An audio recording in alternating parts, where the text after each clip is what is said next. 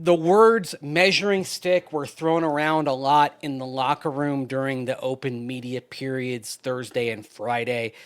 And I think that term is kind of overused, but it is fair to put that on this game. There are going to be other moments, of course, later on in this season, other opportunities. So I don't think you have to put all the eggs in this basket for this Sunday. That if they don't get it done in Philadelphia, okay, fine. There are going to be other chances to get the type of win the Broncos need to truly establish themselves among the ranks of legitimate contenders for a Super Bowl. The ranks in which the Broncos consider themselves, in which Sean Payton considers this team to be. He's said there are only 7 or so of the teams that he's coached that he felt had the capability to win the Super Bowl, and he believes this is one of them.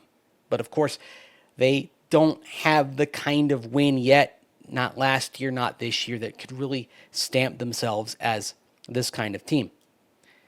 Once they get that, I think you're going to see more wins follow, but they do have to get over that hump, and they have not done that yet. Again, the closest win they have to that, as I've mentioned, is Week 3 last year at Tampa Bay, but since then, all the opportunities have been frittered away.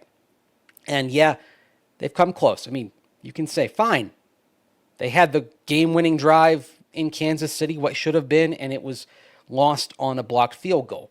But I think Jonathan Cooper really made a good point on Thursday when he talked about kind of the little things, the details. And that's a lesson that you learn from games like that one in Kansas City.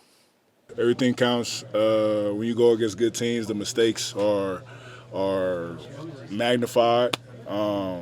You got to be sharp on your details. You got to make sure you execute. You got to finish the whole entire game, especially teams that know how to win games. They know how to finish. They know how to win. They've done it before. So it's time for us to get up there.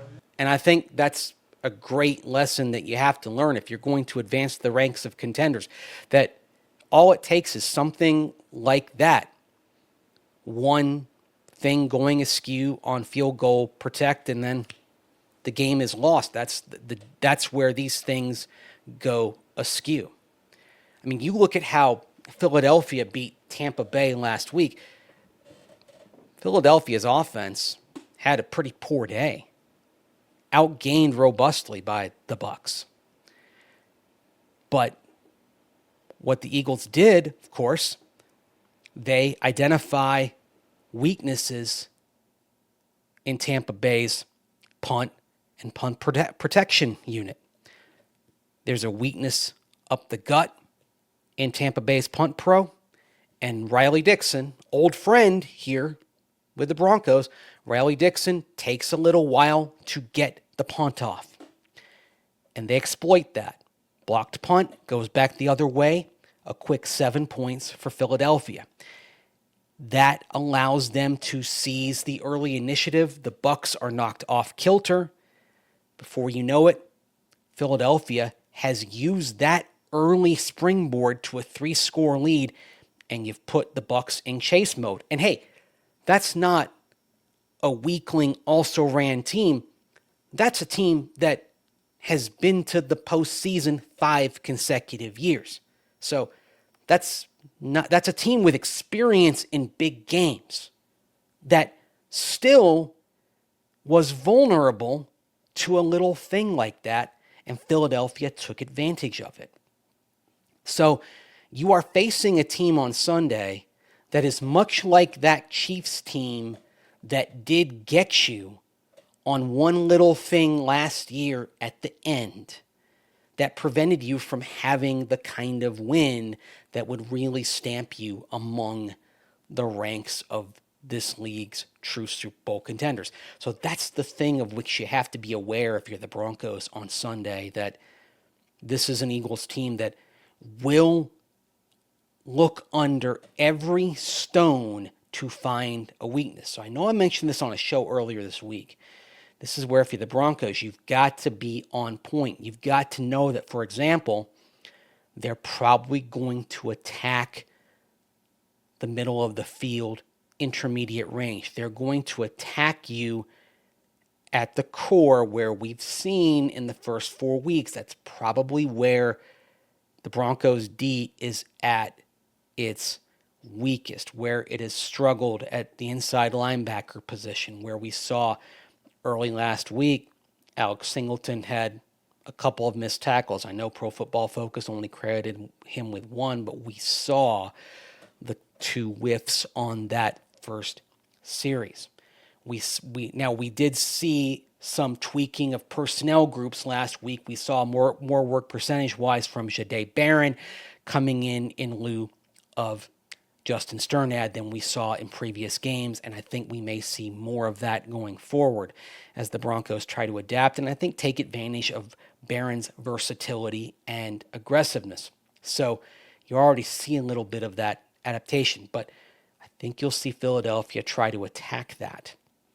And then on the flip side of that, look for Philadelphia to try to force Bo Nix out of rhythm a little bit. Maybe force him away from Courtland Sutton. We know that when all else fails, Bo will lean on Court. That's his security blanket.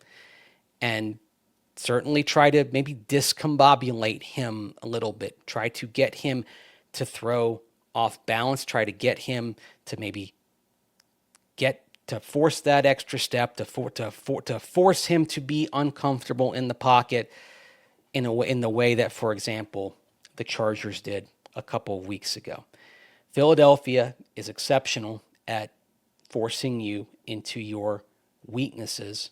That's why they've only lost one game in the last calendar year.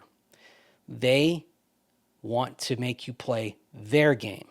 The Broncos, thus, need to go forth and try to play their game. And this is where I think it also comes back down to the Broncos talking a lot about identity. Heard that on Monday. Identity being a balanced offense, identity being establishing the run and sticking with it.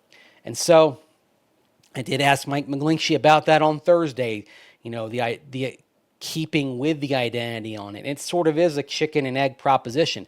The identity being a team that can be patient with the run, but he did come back to the whole thing of, to be patient with the run, you can't make mistakes. As in, you can't have the self-inflicted wounds that put you behind schedule. So you want to stay on schedule, which means you want to be able to stay in the types of downs that allow you to run the football, but that means you can't have 2nd and 15, 1st and 15. So it goes back to avoiding those pre-snap penalties, which we saw by and large the Broncos did last week, but you're back on the road again where these things have been problematic. They were against the Colts. They were against the Chargers.